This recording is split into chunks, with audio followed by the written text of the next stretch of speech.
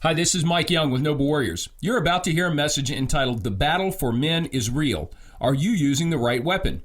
This workshop was part of the Iron Sharpens Iron Men's Conference hosted by Noble Warriors at West End Assembly of God in Richmond, Virginia on Saturday, March 22nd, 2014. I pray the message will challenge and encourage you as you walk with Christ and lead your family. So going ahead and get started here. Let me tell you, my name is Mike Young. Most of you know that. You see, I started Noble Warriors just over 9 years ago. We are headed into what will be our 10-year anniversary next year, which blows my mind that I've been doing men's ministry for almost 10 years. Todd Schlomann, as I said, is supposed to be here. Todd called me this morning. He's sick, and so I will be honest with you. I have looked over these slides, but it's been some time ago, so I'm kind of coming at this cold. So I may stumble from time to time, but I know a fair amount of what he's going to talk about and how he's going to present it, so just walk with me through this, if you will. So the big idea with us, this is our office number, Todd Schlomann. Office number is here. Todd's cell phone is there. Our email addresses are all mike.young@noblewarriors.org or todd.schlomann@noblewarriors.org. My cell number, if you want to call me, 804-347-4507, 804-347-4507. And this idea that calling this a battle briefing, we have this as the background graphics on this because part of what we do, come on, you might have to come, chair's right here. You want to come across? You're fine. Part of what we try to help churches with is how do you engage the battle for reaching men in your local church? And so that's why we call it a battle briefing. We love the battle terms and the imagery of war because, brothers, if you have tried to reach men, you know that's what it is. It is a constant fight because Satan does not want you to engage men. And I can't get beyond the idea that what was Jesus' strategy? He invested strategically and intentionally in women and children, right? In ways that shocked the culture. They didn't know how to deal with him when he treated women the way that he did. Or even his disciples chastised him for the way he was dealing with the children. You remember that? And he said, "Suffer the little children to come under me." But how did Jesus Christ build a ministry in 3 years that would succeed him when he was no longer physically available? How did he do that? He lived with them. He lived with the men. He invested in the men. He taught the men. He coached the men. So he taught in big groups. But I love the stories of where he was alone with the disciples and he answered their questions about what he was teaching. And he spent time in personal relationship with those disciples, investing in them. And I just believe that if we're going to see the church stronger and we're going to see the kingdom grow, we have to invest in men. Is that a foundational starting point for us here? Yes. So, critical stuff. So that's why we call this a battle briefing. Okay, give me the next slide. And a big piece of what we want to talk about here, do you know how to do that? I don't know how. All right. A big deal here when we think about weapons versus strategy, and Todd loves to say that wars have not been won because of weapons, superior weapons. They've been won because of superior strategy. Now, superior weapons may be a part of a superior strategy. So there are great assets out there, great resources for men's discipleship, and we'll talk about 33 and stepping up and some things like that. But the deal is you can have great weapons, but you have to deploy them at the right time with the right mindset and with the right strategy. So what's the difference between strategy and weapons? You could have a lot of firepower, but if you don't deploy it at the right time with the right sort of thinking behind it, then you may miss the mark on reaching your men. Is that a reasonable thing? Now, it occurs to me that I think he may have developed, hold on just a second here. Okay, I've got a couple of catalogs and stuff here. I thought he had a different handout for you guys. Okay, I can give this out a little bit later. So the idea that he's presented here is strategy versus weapons. How many of you have deployed a Bible study? Say 33. How many of you have been through 33 or men's fraternity? Lots of you. Now, have you felt like that has had the impact that you wanted it to have? No. Some of you have been frustrated, haven't you? And I think part of the reason that we're frustrated with some of those things is because we don't set it up from the beginning to the end.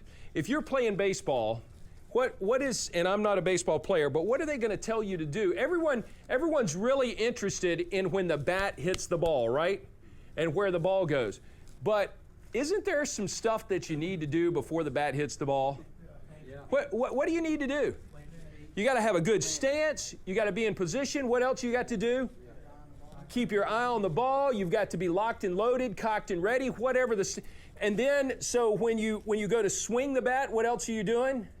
There are all kinds of things. Let the ball of the bat go to your belly button. Have you guys heard that? And squash the bug where you're trying to swish you move your foot back here on a swivel. There are all kinds of things.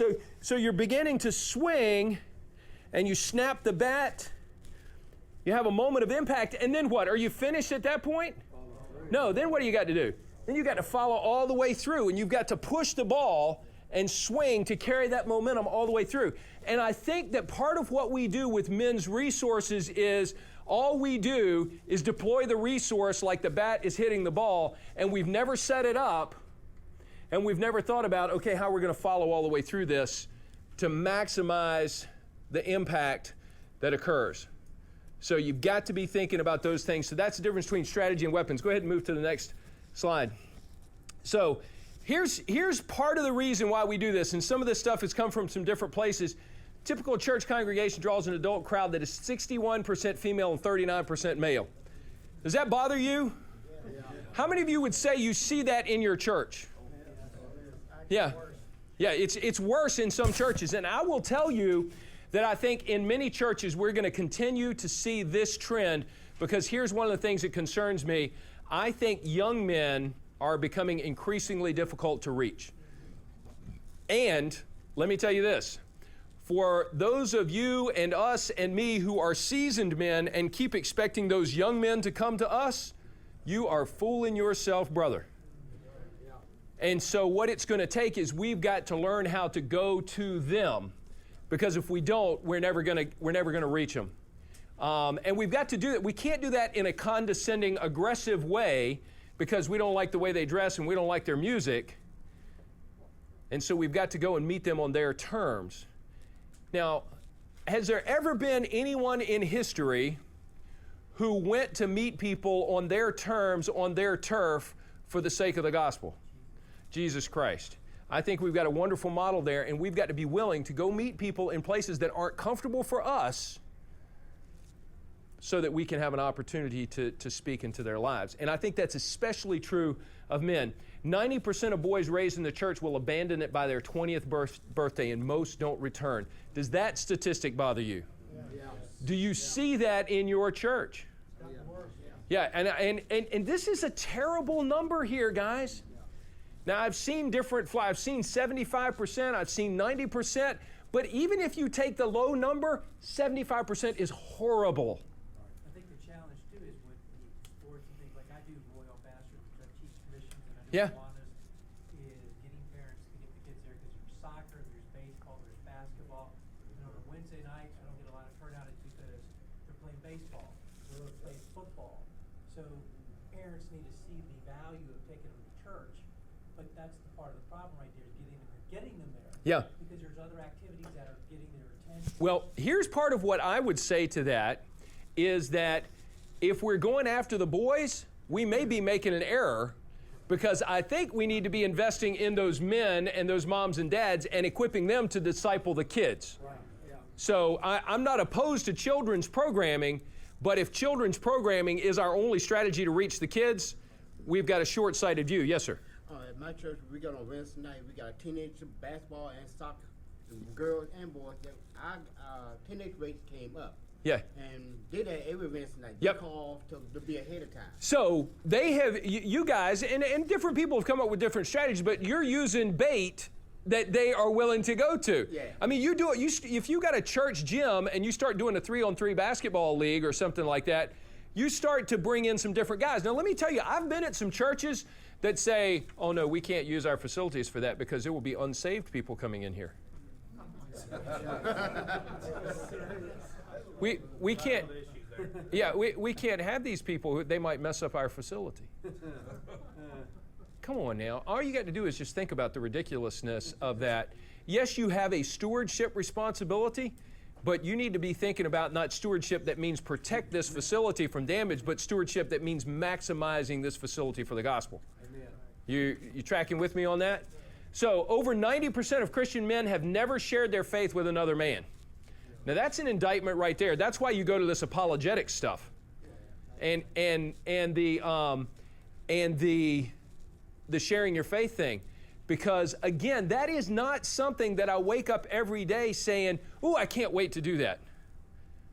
It's not a felt need. But we have to train men and teach them, and we have to become examples of that ourselves. Because listen, there is nothing more powerful for one man than to hear another man talk about how he's been blessed by sharing his faith or investing in someone else. And so we need to, those of us who claim that we want to lead men, and that's not bad. Remember 1 Timothy 3 says, and if any man wants to lead or be an overseer, he desires a noble task. So I think it's awesome, noble, that you want to lead men and have an impact on men, but if you're going to do that, then you better go to 1 Corinthians 11:1, which is what Derek talked about this morning, that says, follow me as I follow the example of Christ. Listen, you got to be willing to get your own junk cleaned up and be one who is following Christ closely enough that someone else can move into that. So that's critical. So if we're going to see other men do this, then we have to be examples of it ourselves. Now, this is an interesting thing. If the mother is the first to become a Christian at home, there's a 70% chance the house will follow. If the father is the first to become a Christian at home, there's a 93% chance that the household will follow. We've had some folks that say, hey, we're not sure that this stat is exactly reliable or right, but I think regardless of whether or not that is exactly accurate or not, I think it's clear that if the household is going to move to faith, if the entire household is going to move to faith, the likelihood that that's going to happen is greatly increased when dad is the one that is reached. I think that is a basic statement that we can agree with. And we see it in the Bible. There's several places where the centurion comes to faith and his household with him. Or the Philippian jailer gets baptized and his household with him. And so we see when a man, because a man is going to have an impact wherever he is. And so if we begin to invest in men, we begin to see some results. Okay, so next thing, men in education. Female graduates now account for about 60% of the bachelor's degree holders in the United States. You catching that? Now, this is a men's conference. I feel like this is a safe place. Listen, our sons are going to grow up in a world where they are dominated by women in leadership. The graduate degrees are being conferred upon women. And there is much pressure right now to equilibrate women in leadership in government, in industry, in the retail world, everywhere. There's much movement to try and equilibrate that. Now, can women lead? Yes. But I think it's clear in God's Word that a man has responsibility to lead in two places, in the home and in the church. Okay? Now there's some people that would have some real bellyache with that, and I appreciate that, but I think those are two critical places where men should lead. And because men have stood down in those areas, they're losing ground in other places as well. So, my sons are going to grow up in environments where you look at what's going on in the schools. Most of the teachers, even at the high schools, are women now. And so our young boys, if you're going to a public school, and we're a public school family, I know that's not everyone in the Christian community, that's not their deal, but our kids have grown up in the public school and they see many female teachers. Puts a lot of pressure on me to make sure I've got a good example of godly masculinity in front of them all the time. So this is critical. At a 2-to-1 level, women are getting more advanced degrees. Christian colleges in the U.S. enroll almost 2 women for every man. Does that bother you? So even in the Christian community, we are seeing women surge beyond men. Some of you may be Baptists, you may be familiar with the International Mission Board.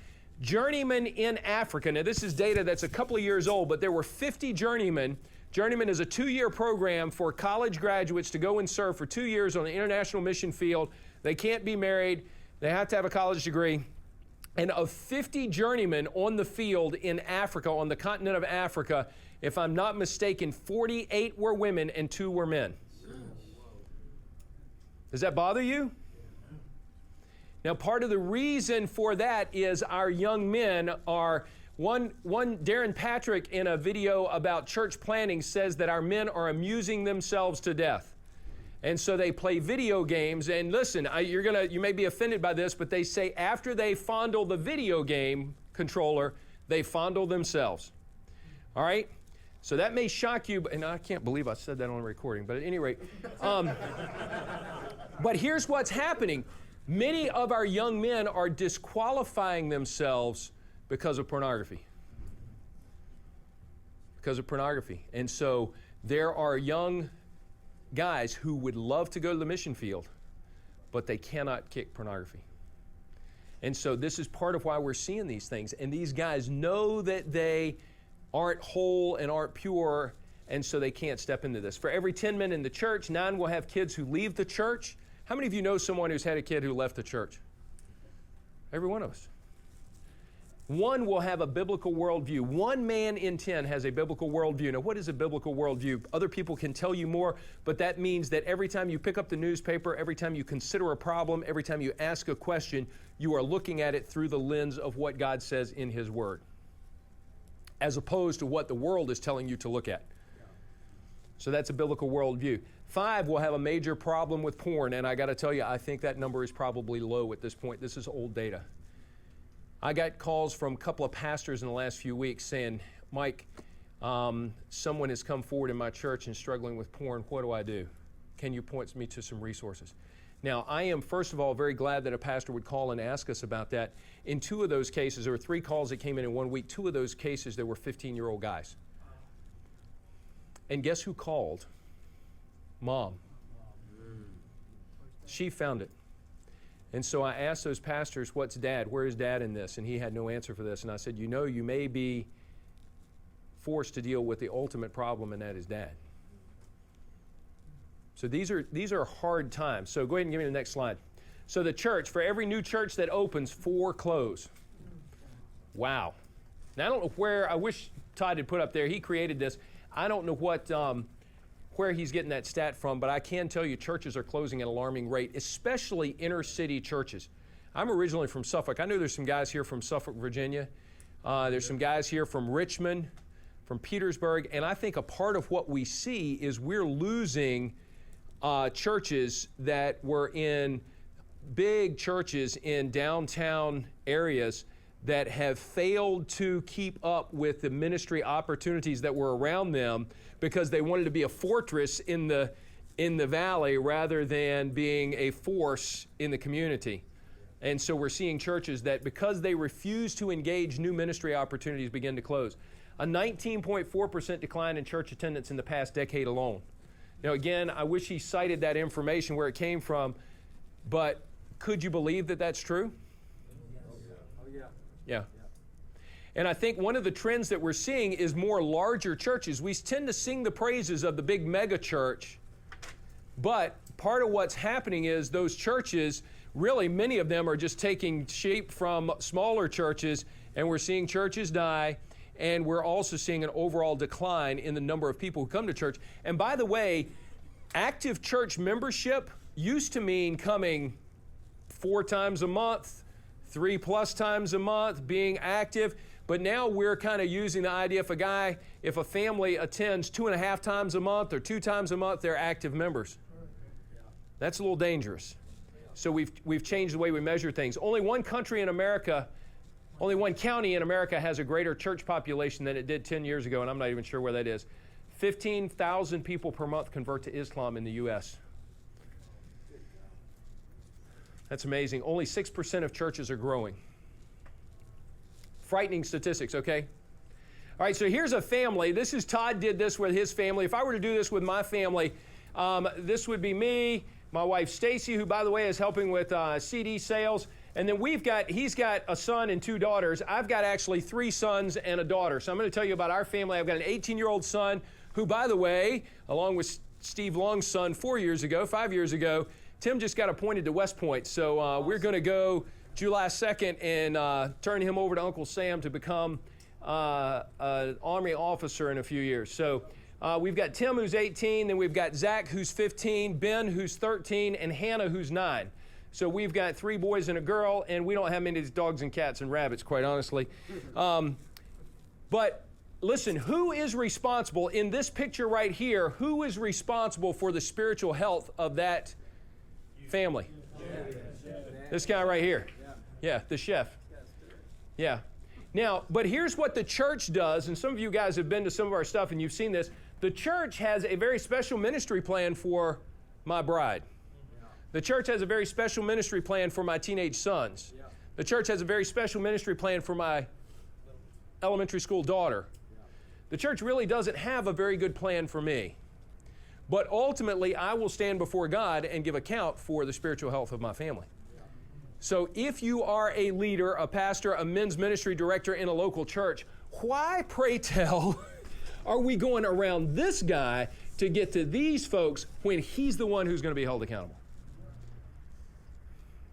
I think that's a question we've got to grapple with as church leadership.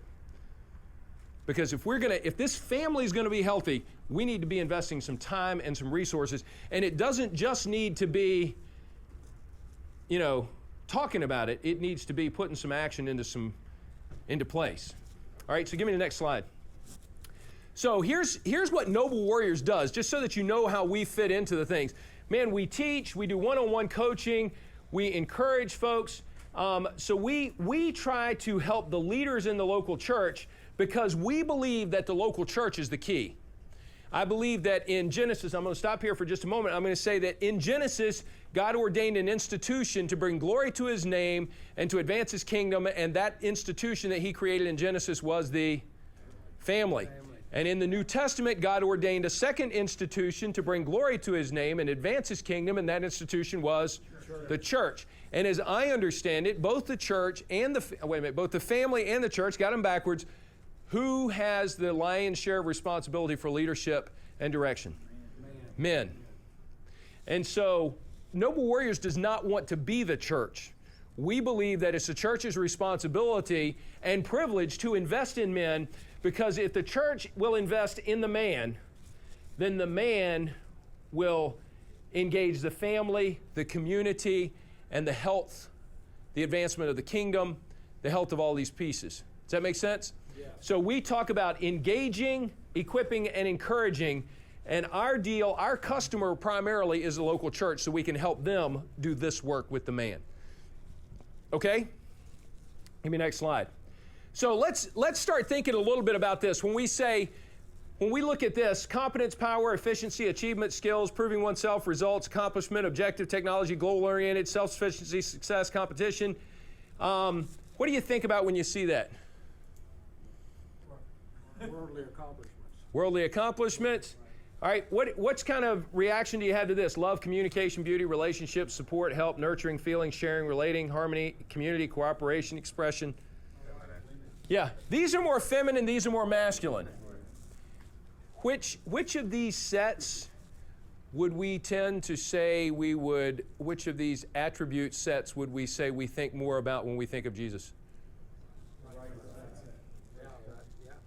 Does that bother you? It does now.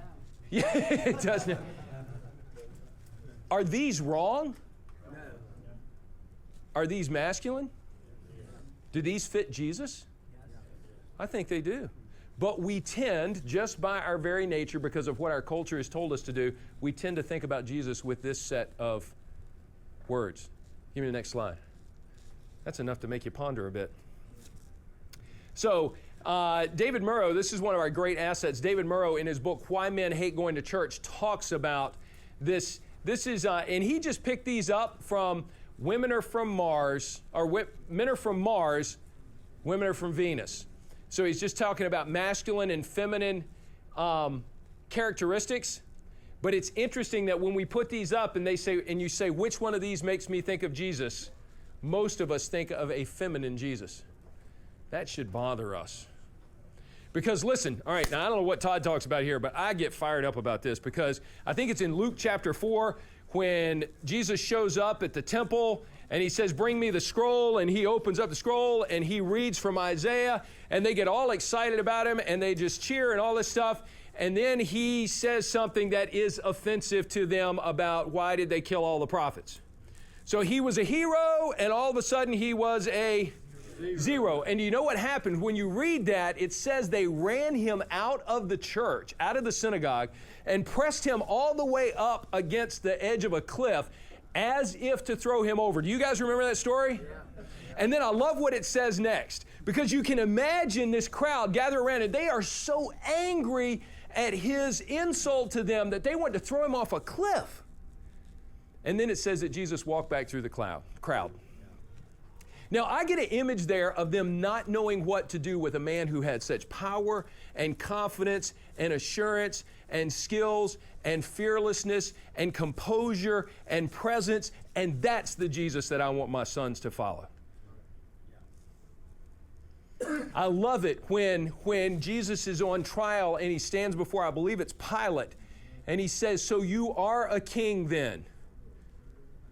And Jesus, if he were me, if I were him, I would have said, no, I ain't no king, because if I say I'm a king, then that's a threat to you. You're going to try to kill me. But Jesus didn't run and hide. What did he say? I am a king, but not of this world. And listen, I love the imagery of a Christ that did not back down. He chose the cross. Max Lucado made who knows how much money selling a book that says he chose the nails. Listen, a wimp or weakling does not choose the nails. Nor was he a doormat. That's right. A man chooses to suffer for the benefit of others. So that's the picture that I want to see. All right, give me the next one. All right, so here is a clip of David Murrow. Now, again, I'm not sure if this is going to work or not, so how do you play the video?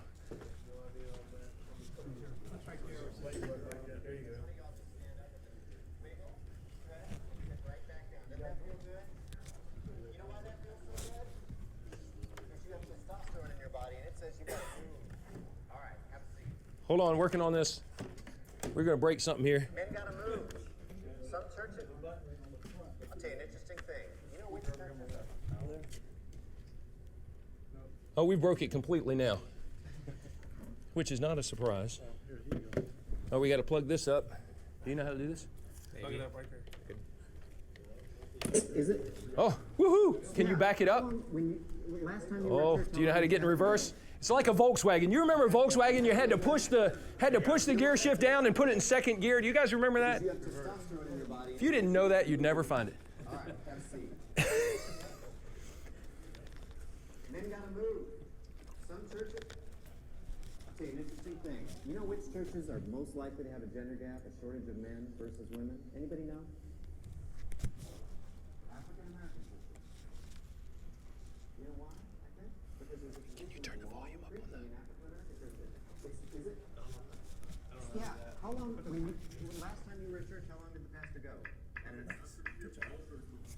2 or 3 hours in the pulpit, right? 2 hours in the pulpit. Okay.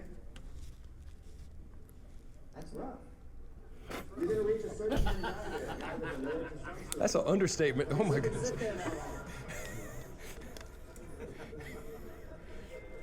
47-0 at this point. One more. Okay, one more with Tom and Tina. Worship skill number 5 is this: attention span. All right. So here we are at the beginning of. We're 5 minutes into the sermon. When we can see we've got Tom and he's doing fine. The men are all locked in at the 5-minute mark. Now let's look at the 10-minute mark. Oh, Tom's eyes are closing a little bit. And we're still okay. The men are basically locked in at 10 minutes. Let's look at 15. Up, the heads are going down. This gentleman in the back is definitely praying. Here's the 20-minute mark. Up, they're going down. And here we go, 25 minutes. Up.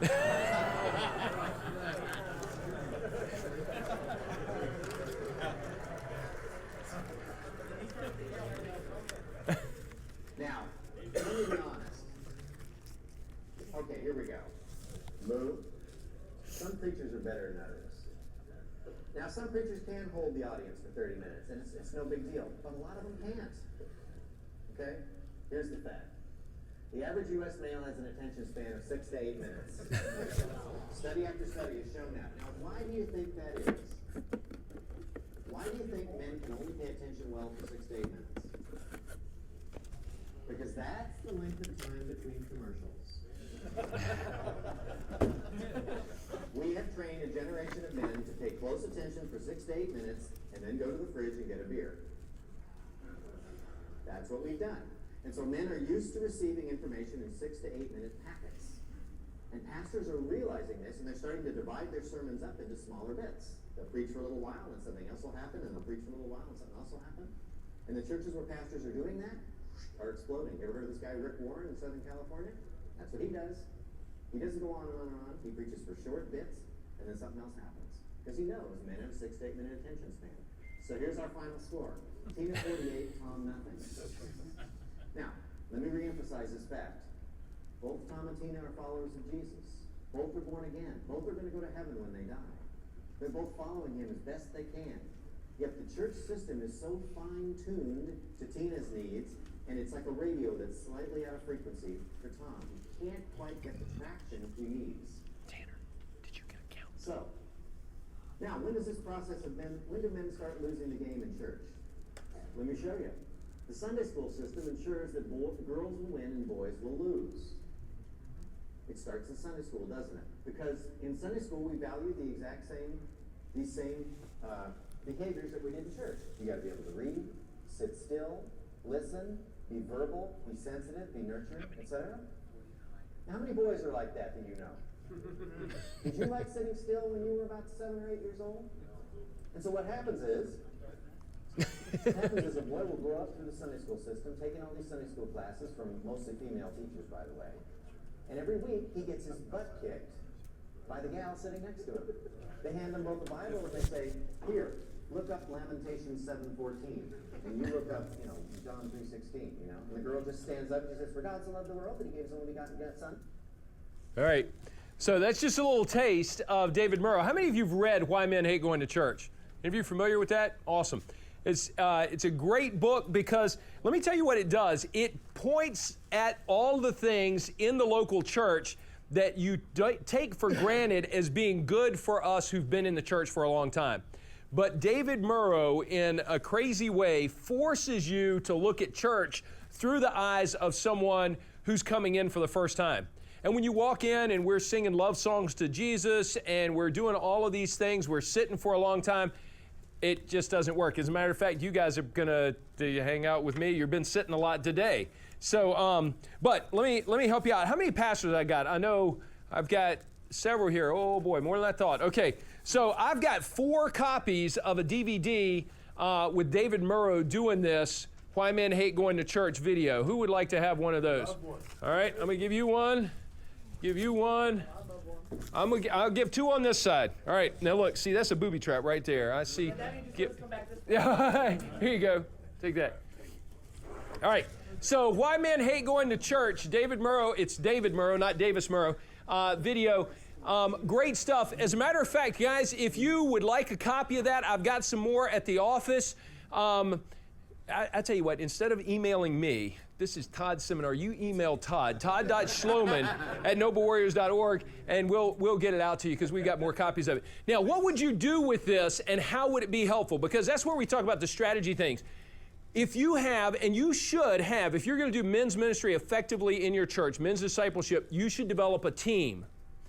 And a great activity, a beginning activity for a team of men who are going to get serious about helping you grow your discipleship strategy for men at your church would be for all of you to read this book, Why Men Hate Going to Church, and then get together and watch these videos. There's one of them is this one about why men hate going to church. It's about a 40-minute presentation, but he also has one on that same disc called 10 Ways to Man Up Your Church. And he talks about how you can change your church to be more man-friendly. And some of it's very simple to do and will have a huge impact. So it's worth thinking about, okay? So I would recommend that as a resource for your leadership team because you could get together and watch this video and you will laugh, but you'll also say, oh my goodness, I never saw all of the frilly furniture that sits in the parlor of our church. I never saw all of the female decorations in our church. I mean, I've been into churches where all the hallways are painted pink. And you walk in there and it's just repulsive to a guy. And, you know, I can't say that to the people at the local church, but you can tell that way too many women were involved in decorating this church. Now, I know what's going on. The pastor has some women who are willing to do that, and they've got time. But I'm telling you, you need to school your decorating team up on how to develop a scenario that is friendly to the men in the church. Because ain't many men go come to a pink church for a long time. So there are things that you can do that can change what's going on. All right, so give me the next slide. All right, so here are some other things that kind of fall into this leadership development environment. So Sleeping Giant is another resource by Kenny Luck. As a matter of fact, I just had a pastor today who pulled me aside and, hey, what do you think about Sleeping Giant? So I gave him some. He said, our team is loving it. So he's got a core team of guys at his church that are reading Kenny Luck's book. Now, Kenny Luck's book, the subtitle here, you can't see it. It's called Sleeping Giant, No Movement of God Without the Men of God.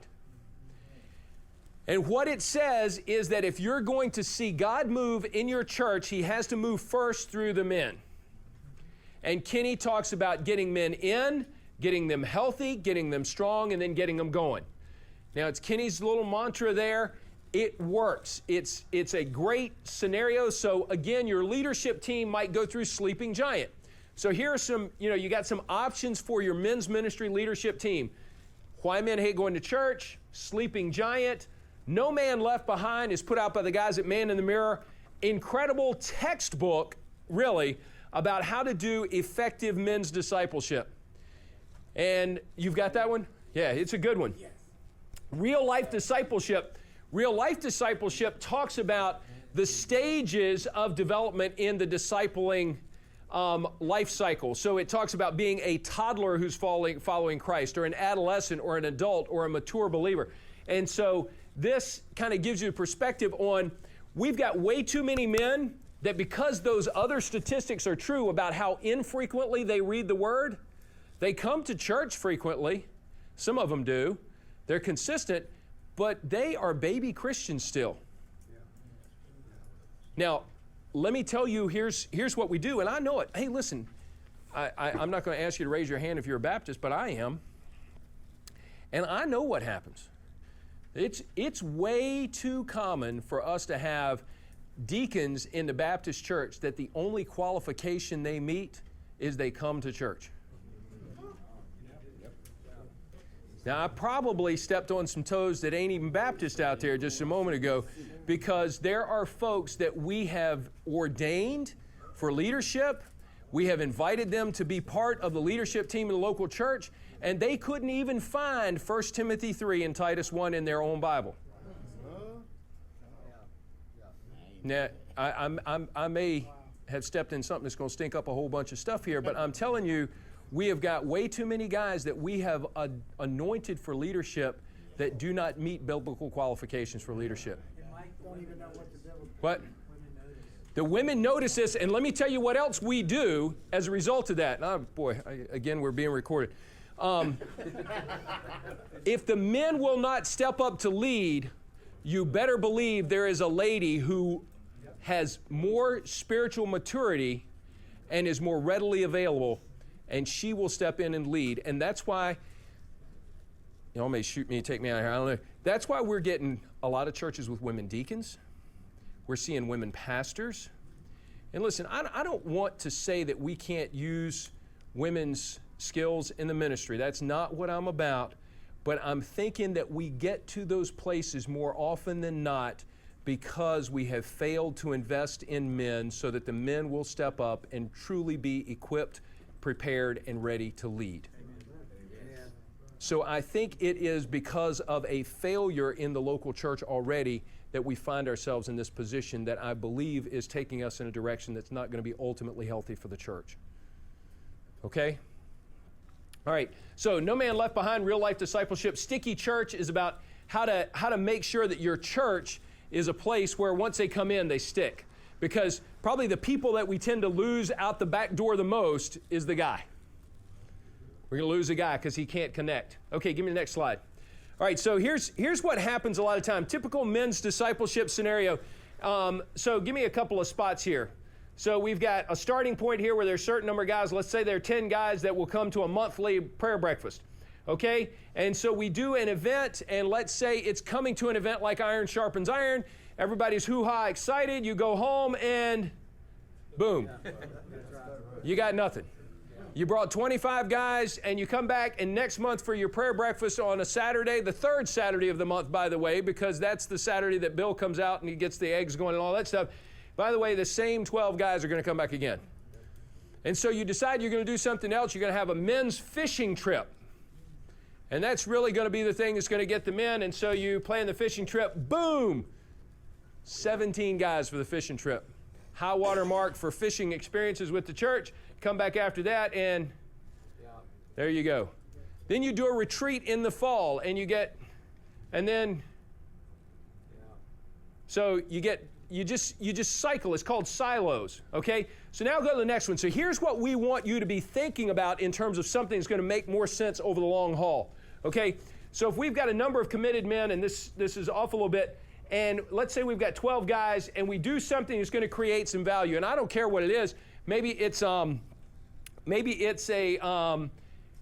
overnight experience to go somewhere. It doesn't even have to be Iron Sharpens Iron. Some of you went to Wildfire last weekend maybe, or 2 weeks ago. So it could be an event where you take a bunch of guys, and let's say you had 12 guys, and all of a sudden you got 20 guys that go to this thing, or 25. And so, okay, put it back up. What are you doing? Okay. All right. So what you need to do, now listen, if you don't have a plan, because once guys get here and they're all excited, because I can tell you this is what's going to happen today. I can tell you, some of you guys brought more men than you thought you were going to bring.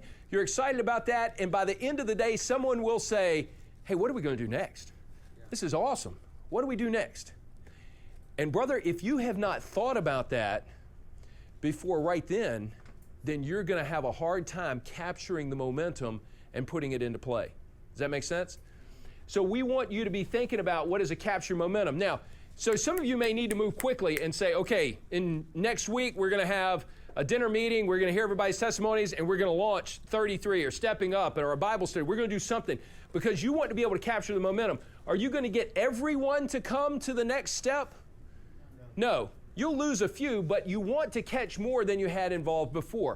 Right. Now, this capture momentum concept needs to be something that begins and ends. I had a guy come to my office not too long ago, and he said, Mike, I think I want to start a men's prayer thing. I said, wow, that's awesome. What are you going to do? He said, well, I want men to meet every Thursday morning at my church to pray.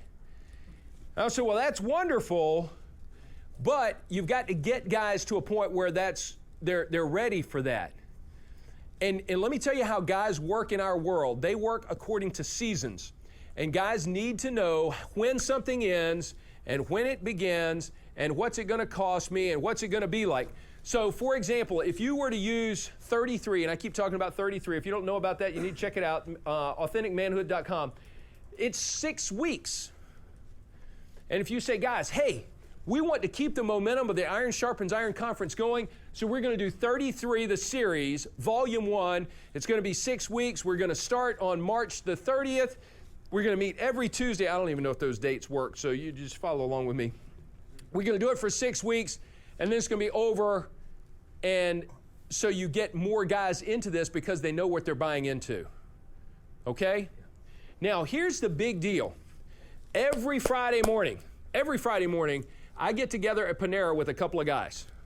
One of them is Mike Lucas, the guy who came in here and told me that I put my microphone on. He's helping with the conference recording today. So I get together on Friday morning at Panera with Mike Lucas and Aaron Mathis. Is that good for me?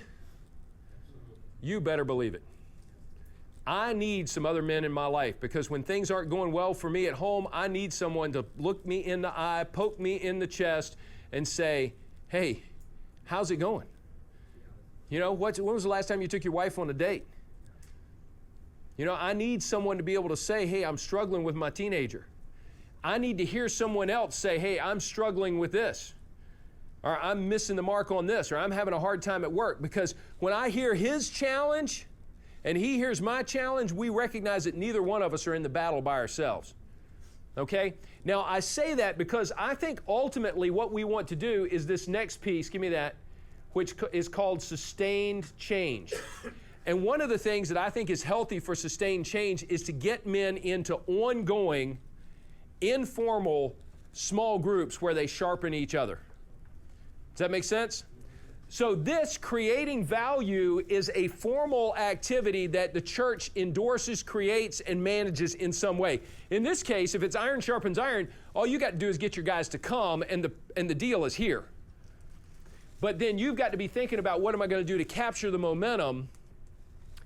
And then the sustained change, this is formal, but this is informal. What you want to continually keep in front of guys is, guys, I want you to be in relationship with one or two other men who can hold you accountable, who will pray with you and for you and strengthen you and call you out when you need to be called out.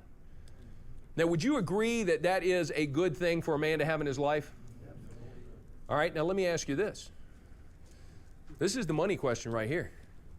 How many of you sitting in this room have a standing appointment on a regular basis, it doesn't have to be weekly, but on a regular basis, with at least one or two other men who will call you out and ask you hard questions? That's far too few. You follow what I'm saying? And so this is where we want men to go. Because I tell pastors, I told my own pastor one time, I said, listen, you can either decide to invest strategically in men and help them get to the point where they're doing this, or you can counsel one by one the train wrecks that are going to come walking into your office as men are not doing what they're supposed to do at home. You either invest in men strategically on the front end, or you clean up messes all the time on the back end. Now, is that an unrealistic thing for me to say? No. Is it an untrue thing for me to say? No. Because listen, Satan is prowling like a roaring lion looking for someone to devour. And if we're not connected with some other guys that are going to walk with us, then we're meat. You're a buffet, that's right. So this is part of what I believe this comes out of the man in the mirror tool, leading no man left behind.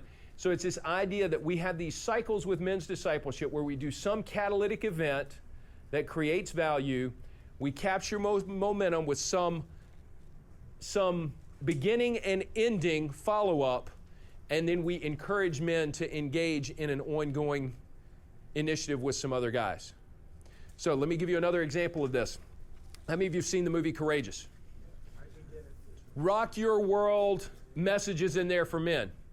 Even though Courageous has been around for a while, here's what you could do. You could have guys out for a men's movie night. I even came up with this idea one time that we called MASH nights, M-A-S-H. And the M had a little 3 above it. I should draw this out for you. But it was movies, men, and meat, and the ASH was at someone's house. So movies, men, and meat at someone's house. And so the big idea is the host would bake potatoes and make a salad, and everybody bring their own steak and throw it on the grill. So you all cook and you eat steaks, and then you watch a movie together. Okay, so let's say you watch the movie Courageous. There's a follow-up. There are 2 follow-up Bible studies for Courageous. One's called Living Courageously, I think, Courageous Living, the Courageous Living Bible study, and another one is an 8-week study called Honor Begins at Home.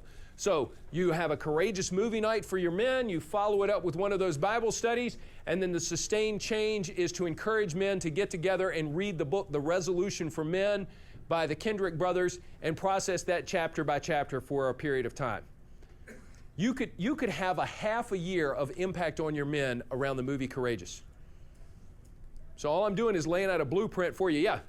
What was the 3 M's you said? 3 M's, yeah. It is kind of fun, isn't it? Movies, men, and meat. And the ASH is at someone's house. So you call it a MASH event. Movies, men, and meat at someone's house. How many of you think that's a pretty cool idea? Y'all want to come over to my house next week? Just bring steak. Hey, let me stop here and just say, well, yeah, my wife would kill me. Yeah, what night? Hey, we just did build a fire pit, though. I tell you, there is something about getting men around a fire. Oh, yeah. We got an awesome fire pit around our house, behind our house, and so I'm pumped about doing that. All right, so what other questions or comments do you have about this? This makes sense to you? Yeah. How do you, I guess, different. But the thing is, we tried the men's breakfast, and I mean, this is something that God's laid on my heart Yeah. for the last 6 months to a year. I did the courageous thing in our church, tried to get men in there. I was actually blown away from the participation, but that, you know, like you showed before, that percentage, that's all was there, 39%. Yeah. We did that. We stood up, and we actually had our family stand with us, sign the resolutions after we did the 2 courses. It was great. But again, how do you keep them? Because I didn't even notice that, but that's what we've been doing. Yeah. It's a silence. Well, I think it's easy to do that, and part of what you need to do, okay, give me the next slide, because I think there's an answer to this question. So this is new disciples. This is a new, so if you started here, then whatever you have ongoing here is new guys who are involved in discipleship. Does that make sense? You follow the curve here? All right, so look what happens when we go to the next slide. I think, well, that's not what I wanted. Skip over this and go to the next one. Let's see if he's got it in here. Go to the next one. He doesn't have it. Go back. All right, so if I had a whiteboard here, I would draw this for you. But what we like to see a church do is to take this deal right here and do it 3 times a year. But you plan that out. You work with your team to plan it out. So you might do something in January, February, March, and then do something in April, May, June, and then do something in September, October, November. You know, that's a catalytic event with a capture momentum and a sustained change. Because if you try to do one thing every month and do it mediocre, you're gonna die. Yeah. Yep. Mike, at the House of Prayer over there, we're starting April the 5th, the 33 series, Yeah. 6 weeks at a time. Yeah. And we're starting this, what we call life groups at the House of Mhm. Prayer. And I guess since I'm kind of involved in men's ministry, we're getting to the men, but every 3 months, we're going to do a 6-week study. Uh-huh. Not take up the whole time, and we're doing ours like early on Saturday morning so that it doesn't take up all the guys' Yeah. time. They're free to be with your families and stuff. Yeah. And we got the core guys starting out, and we understand that. Our challenge is to invite other men, bring Yeah. them in. Yeah. Let me speak to a couple of things on that. Part of what this church is doing is they've got a plan that maps out the year. I think that's great. And so what that does is it requires our team of men, who are our core team for men, to get together and put together a plan for what the year is going to look like. Because listen, how many of you are in sales? All right, how many of you have quarterly sales goals? Yeah. Monthly, how many of you know exactly where you stand? And so this is the way the world works. And I'm not saying that the church has to work like the world, but it is a language that men understand. The year is planned out. We're going to launch this product at this time. We're going to do this. This is our strategy. And I'm afraid that what we've done is we've tried to come up with ways for the local church to put men on autopilot, as opposed to being strategic and intentional about trying to figure this thing out. And I think that's those 2 words you will hear me say over and over and over again: strategic and intentional. Everything that you do has to have a reason. Listen, some of us have been doing a monthly men's breakfast for years just because we've been doing a monthly men's breakfast for years. And it stopped being effective about the 2nd year. And you're 8th year into it, and you're not accomplishing much with it. Now, you may hurt somebody's feelings if you kill it. So you might have to just quietly let it run under the radar. You follow what I'm saying? But you have got to come up with some things that are more strategic and intentional to do to reach your men. Now, I'll say another thing about this, and I'll come back to you. There are now 4 different volumes of 33 out. So there's a man in his design, a man in his story, a man in his traps, and a man in his work. Check that out at authenticmanhood.com. I'll give you some information about it in a little bit. But here's one of the things I would say to you. Most of your guys, once they get done with volume 1, they will say, "Oh my goodness, I can't wait for volume 2." And it's just like a guy who buys a new car every year. I don't know who can afford that, but as soon as you get tired of this year's model, you're looking for next year's model. Okay? We have to stop letting men think that way. Now, let me tell you why. That's a change in paradigm. That's a paradigm shift for how we deal with men.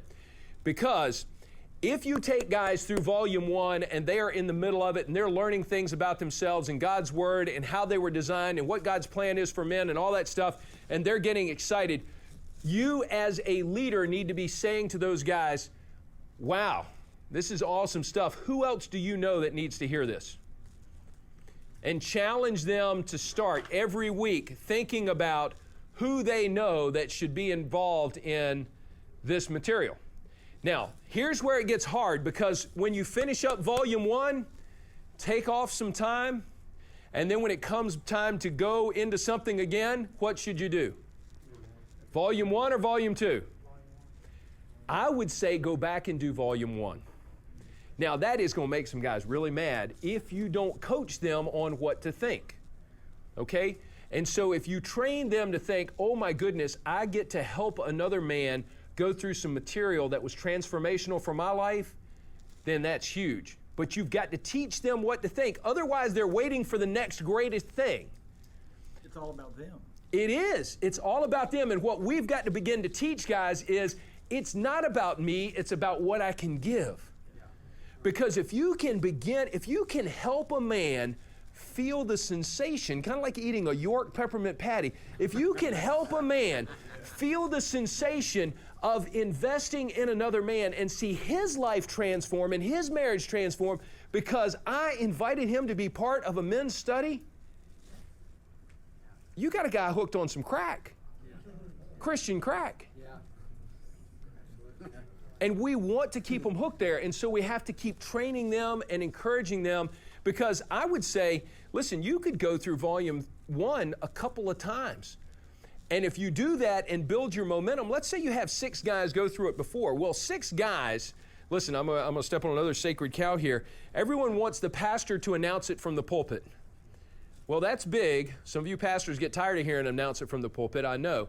But if you took 6 guys through men's fraternity or 33 or stepping up, and those guys got fired up about it, and you challenged each of those men and held them accountable to go get 5 more, you're going to grow your group faster that way than you would if the pastor made an announcement every Sunday. It is about personal invitation and relationship development. And so you get 6 guys who go through it and are blessed and encouraged, and you tell them, we're going to do the same thing. I don't want to do the same thing. Get over it. We're doing the same thing. Listen, take them back to high school, and they practice. They played football. We do blocking and tackling drills every day. We go hit that crazy popsicle sled. How many of you like that thing? Any of you? Oh, my goodness. First time I got hit, that thing, it whipped me. I mean, when you get whipped by a sled, it's a bad thing. But anyway, so you practice the fundamentals, and so you help guys get into the fundamentals of going out and inviting another man to be part of this. And that's a paradigm shift, because you have to teach guys to think that way. That's what Jesus did. That's right. You asked about that earlier. Jesus went out and invited him and actually told him, do you want to be fishers of men? Yeah, He gave him the opportunity. Do you want to do something that's more than what you're doing now? that's right. And then they said, wow, maybe so. And then they brought in brothers like Andrew and Peter, and the next thing you know, that's pretty good. Now, you say something incredible there, because do you know who met Jesus first, Andrew or Peter? Andrew. It's one of my favorite stories. One of my favorite stories. Because I can't even remember what it was, but I came home with something exciting one time to share with my boys. And I've got 2 boys, Zach and Ben. Or 3 boys. Tim was older, but this was for Zach and Ben. And I think it was Ben. He was probably 3 or 4 years old. And he saw what I had, and he wouldn't even touch it. I don't even remember what it was. But his immediate reaction was, I got to go get Zach. And I just love, this is so exciting. This is so much fun. Dad's brought us something that's so cool that I can't even enjoy it by myself. I have to have help to enjoy it completely. And he went and got his brother.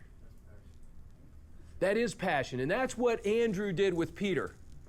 He went and got his brother. And so if we could help men develop that level of passion about, this is so cool, this is so exciting, this is so amazing, so transformational, I can't enjoy it enough by myself, I got to go get my brother. That's crazy cool. So we want to see that happen. So that's part of what we're doing here. That's why I say do it over again and saturate the church with this, and then move forward. Build up some crazy momentum.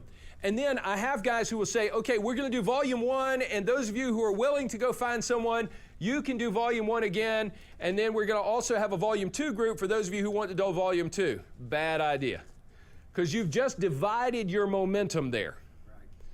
So one of the things that I would recommend to you, sometimes we'll have 3 or 4 different things going on for men.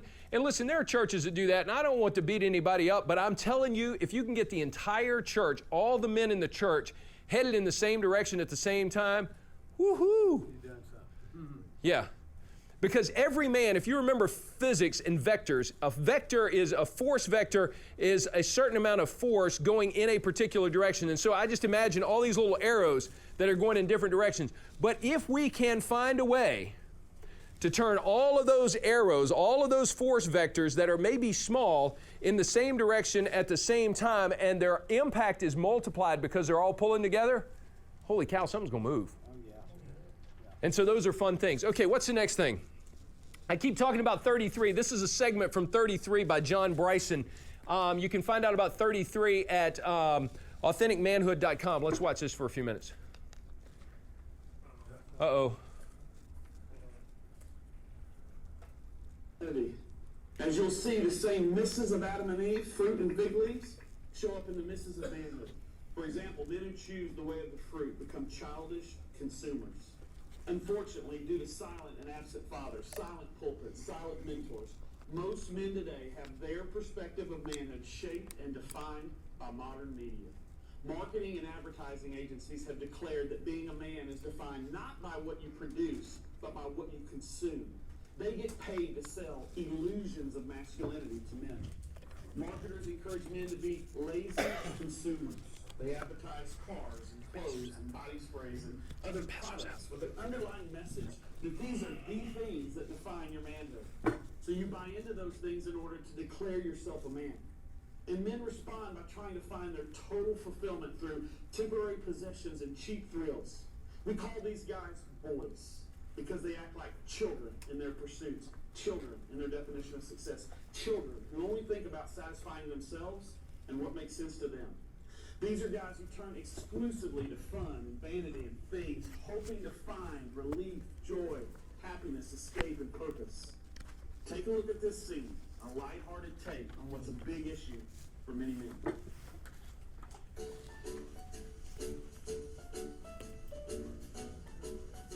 This is a childish consumer, a caricature of manhood. What are you doing? Totally dominating, that's what I'm doing. No, I mean, why aren't you dressed and ready to go? Baby, I'm like on fire tonight.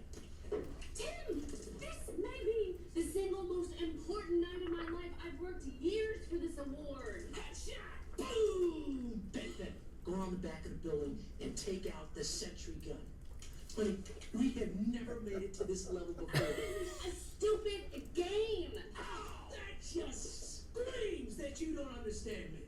You're right. I don't understand how a grown man could willingly waste hours of his life on a boy's video game. I will have you know that this is a very manly pastime. What are you trying to do? Steal my manhood? Wait. Are you trying to neuter me? Is that what this is? Some kind of a secret ploy to dominate this home? Well, I won't stand for it. Yeah, it's a ploy to make you less of a man. But this is how I express my individuality. Oh yeah, with the game that sold millions of copies. How many people do you know with the gamer tag T-Rot T-Dog? Fortunately, I don't know morons.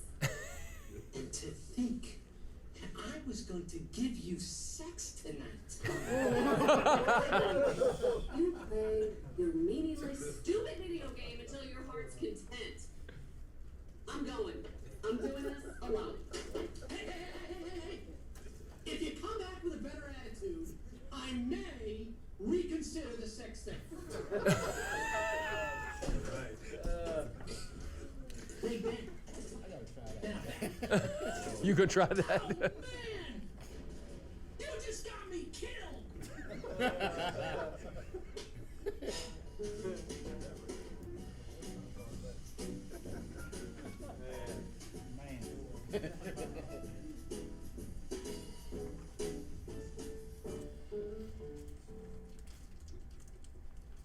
of course, every man needs to have some fun and enjoy some guy time. That's not what we're talking about. I enjoy that more than most. These are men who stay there. You see it in excessive hobbies, such as being totally obsessed with hunting or golf or dominating some softball league. These are the guys who camp out all night to buy a video game and then play it for 40 straight hours until they beat it. They're almost exclusively focused on what they can get. All right, go ahead and stop that.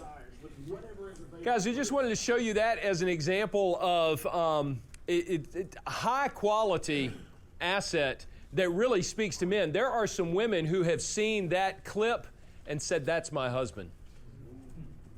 So we know that that's real. We know that's real, and this is a challenge for us. And so to put this in front of some guys, I mean, you all look at that and you say, oh my goodness, that's crazy. But there are guys who see that and all of a sudden they get quiet because they know that's me. And so when you can put that sort of experience out there and begin to process that with guys, you start making some headway in some lives. And so that's why we put resources like this in front of you. We passed around, I think, hopefully it got most of the way around, information about authentic manhood resources. As a matter of fact, if you want to order these, I didn't keep one. How far did these go? Can I see this for just a second? Where did this, so you guys got them up to here. Again, if you didn't get one, let us know. We've got some of this at the office. But if you want to order men's fraternity material, there's a code that we can give you that you can get free shipping on it directly from Little Rock. But there are 4 versions of this now: a man in his design, a man in his story, a man in his traps, and a man in his work, that you could build a whole men's discipleship strategy around. It's awesome. For the sake of time, I'm going to talk with you about another thing. This is an awesome tool, I think, to help you outline your men's discipleship plan. This is something that I developed. This is a Noble Warriors original. 1T3T1, 1 Timothy 3, and Titus 1, the qualifications of elders and deacons. And we've put these verses on the back because we believe, listen, this is specifically talking about church leadership, and not every man is going to be an elder or a deacon in the church. We get that. But what we could do that would be very healthy is to try and get every man on a path toward being qualified for that. Because if we don't help him become qualified, then you'll never have qualified guys. So that's why we say 1T3T1, qualifications of elders and deacons, and 2 Timothy 2:2, that's the 2T22 business there, is the idea of reproduction. So Paul said to Timothy, hey, the things that you've seen me teach to worthwhile men, then you teach also to men who will be able to teach to others. So we get 4 generations of discipleship there, and that's, if we can teach a man to be a good leader in his home, begin to equip him to be a good leader in the church, and teach him how to multiply himself, you got a winning combination there. Okay? So, a couple of things there. I'm gonna go ahead and stop presenting new material to you because I could just go on and on because I love this stuff. The manger build, how many of you have done the manger build? Some of you have had a great time with that. Be on the lookout if you haven't seen this. You've got this card in your bag, so we can give you information about that. And there's also Lifeway Men. They are really doing a great job now of trying to put more good resources in front of men. Jason Ellerbrook is a personal friend. He and I serve on the board of the National Coalition of Ministries to Men. And so he's really doing a great job leading Lifeway to develop some great resources. So we've got these booklets here for you. And I would also say the Stepping Up card that we gave you today, Stepping Up is a great asset. So that card that we gave you in your bags this morning, when you text that number, IRON, to 85005, whatever it is, you also get an email that tells you can get 50% off of some resources from Family Life. So for you guys in leadership or the pastorate that are making those decisions, great opportunity for you to get some resources. So I'm going to shut up for a moment and see, do you have questions about what I presented? I know I'm a stand-in for Todd, so I didn't cover probably everything that he would or the way that he would. So he's probably got ideas and stuff that he would have shared that I didn't, but anything that you've got a question about or a comment about that would be helpful to hear from us. I got a question. Sure. Because a lot of men in my church are kind of older ones, so I started the 33 series, but I didn't want to start every week because some of them don't like coming every week. So so I just got it during the first Saturday of every month. Yeah. Instead of having the men's breakfast, we're doing it at 11 o'clock, and after that, we go for lunch to talk about it. Yeah. And I seem to be getting more men because of that. Yeah. So you can use these resources in a way that fits you. Now, here's my concern with doing it on a monthly basis. I'm not going to knock it, but I think if we have them closer together, and we have the same group of men, and we have a commitment from those guys to meet for a period of time, then what we're going to see is some continuity in the conversations and the relationships. Because doing it monthly, it just becomes, an isolated event as opposed to a continuous process, if you will. I was thinking the first session doing it that way, and the second I was thinking like doing it every other week, just a little at a time. Yeah, so you're training them to get it's a great idea. You have to do all sorts of things. You've got to meet them where they are. Yeah. I got, me and my group, we doing breakfast like you said, but we do baseball in the summertime. Mm-hmm. And wintertime we do the curriculum, giving for school who need help. Yeah. Now we do that about 3 times a week. If we're doing that too much, we get more and more, but You know what? I appreciate what you're bringing up, because it sounds like that what you're doing with your guys is making sure that your gatherings are tied to some sort of service project. right. And I got to tell you, that's critical for men. I forget to talk about that sometimes because I'm so interested in the discipleship aspect, trying to get them into the Word, trying to get them growing personally. But you will catch more men with some sort of service opportunity. And then, here's what I think you need to do, though. You need to use that service opportunity. Again, use the term strategic and intentional. How am I going to use this service opportunity to invite a guy into a discipling process? Same thing with something like a lot of churches have done outdoor sports nights or game feasts and things like that. Wonderful experience for guys. You'll get guys to come. But don't just do that and say, wow, that was awesome. We had 100 guys come. I know a church that used to get 600 guys to come to their event, and they said, we can't disciple all these guys. So they scaled it back, and they only allow themselves to have 100 seats at their event. And that's because they want to make sure that they can follow up with every man. And so they've got men who would never come to church that came to a game dinner, and then they went through a simple Bible study called Looking at Life from a Deer Stand by Steve Chapman. If you've never seen that, you should take a look at it. Devotionals for Hunters. And they've constantly moved them up. So now he's got guys who had never been to church that have now been through experiencing God with Blackaby. So what he's done is moved them through a process that's been very strategic and intentional. He's growing disciples. Yeah. What was that looking to, by the way? The book is called Looking at Life from a Deer Stand. Spiritual outdoor adventures. Yeah, Spiritual Outdoor Adventures. Yeah, he's probably got a video, and he's got 3 or 4 different versions of this book now. How many? There's 3 of them. Awesome stuff. And it's not heavy. It's very light, but it's clearly God's word for the sportsman.